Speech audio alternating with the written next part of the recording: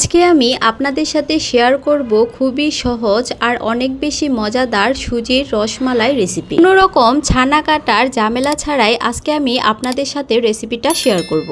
অনেক সময় দেখা যায় যে ছানা দিয়ে যখন আমরা রসমালাই তৈরি করি তখন রসমালাইগুলো পারফেক্টলি হয় না। তাই আজকে আমি ছানার পরিবর্তে সুজি দিয়ে আপনাদেরকে রসমালাই তৈরি করে দেখাবো। রসমালাই তৈরি করার জন্য প্রথমে আমি একটা প্যানে নিয়ে নিলাম 1 চামচ পরিমাণ ঘি। ঘিটা যখন কিছুটা গরম হয়ে এসেছে তখন এখানে আমি অ্যাড করে দিলাম সুজি। আপনারা যতটুকু পরিমাণে রসমালাই তৈরি করবেন সেই অনুযায়ী সুজিটা ব্যবহার করবেন। সুজিগুলোকে অল্প সময় ভেজে নিলাম, আর খেয়াল রাখতে হবে যেন সুজির কালারটা লাল না হয়ে যায়। এবারে অল্প অল্প করে দিয়ে দিব লিকুইড মিল্ক। এখানে সুজিটাকে পুরোপুরি জাল করে নিতে আমার টোটাল 1.5 কাপ পরিমাণ দুধ ব্যবহার করতে হয়েছে, তবে পুরোটা দুধ আমি একসাথে ব্যবহার করিনি। অল্প অল্প করে 3 বারে 1.5 কাপ পরিমাণ দুধ অ্যাড করে দিয়েছি। দিয়ে দিলাম স্বাদ মতো চিনি, সাথে অ্যাড করে দিলাম অল্প পরিমাণের বাদাম কুচি।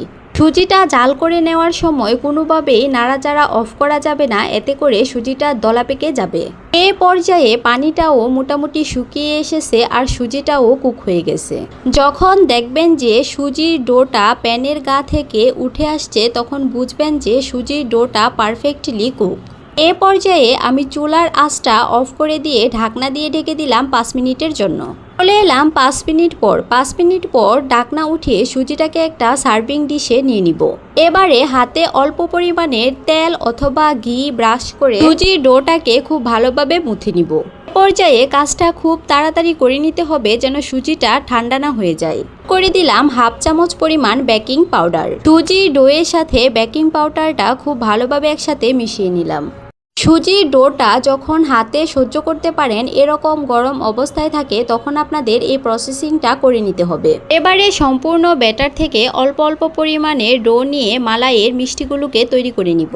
অল্প পরিমাণের ব্যাটার নিয়ে হাতের সাহায্যে গোল গোল করে নিয়ে আমি একটু চ্যাপ্টা করে দিলাম, এতে করে রসমালাইগুলো দেখতে খুবই লোভনীয় দেখাবে। সেম ওয়েতে আমি সবগুলো মালাইয়ের মিষ্টি তৈরি করে নিব। আর এ পর্যায়ে অবশ্যই হাতে অল্প পরিমাণের ঘি অথবা তেল ব্রাশ করে নিতে হবে। তৈরি করে রাখা মিষ্টিগুলোকে এবারে গরম তেলে ভেজে নিব। তার জন্য আমি একটা প্যানে নিয়ে নিলাম পরিমাণ মতো তেল। তেলটা যখন গরম হয়ে আসবে তখন এখানে আমি অ্যাড করে দিব একে একে সবগুলো মিষ্টি। কিছুটা সময় ভেজে নেওয়ার পর একটা পাশ যখন 50% মতো ভাজা হয়ে যাবে তখন আমি একটা কাঁটা চামচের সাহায্যে মিষ্টিগুলোকে উল্টিয়ে দিলাম।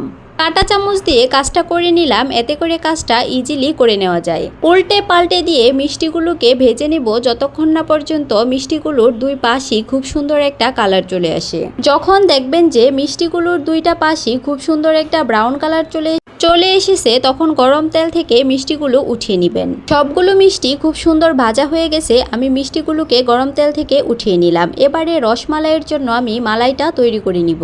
তার জন্য একটা প্যানে নিয়ে নিলাম পরিমাণ মতো চিনি। চিনিটাকে আমি ক্যারামেল করে নিব, এতে করে খুব সুন্দর একটা কালার আসবে। তবে আপনারা চাইলে ক্যারামেল না করেও কিন্তু মালাইটা তৈরি করে নিতে পারেন। শুধুমাত্র খুব সুন্দর একটা কালার নিয়ে আসার জন্য আমি এখানে চিনির ক্যারামেলটা করে নিয়েছি। ক্যারামেলে যখন খুব সুন্দর একটা কালার চলে এসেছে তখন এখানে আমি অ্যাড করে দিলাম লিকুইড দুধ। 2 কাপ পরিমাণ লিকুইড দুধ ব্যবহার করেছি, সাথে একটা এলাচ দিয়ে দিয়েছি খুব সুন্দর একটা ফ্লেভারের জন্য। এ পর্যায়ে আপনাদের সাথে খুবই গুরুত্বপূর্ণ একটি টিপস শেয়ার করি।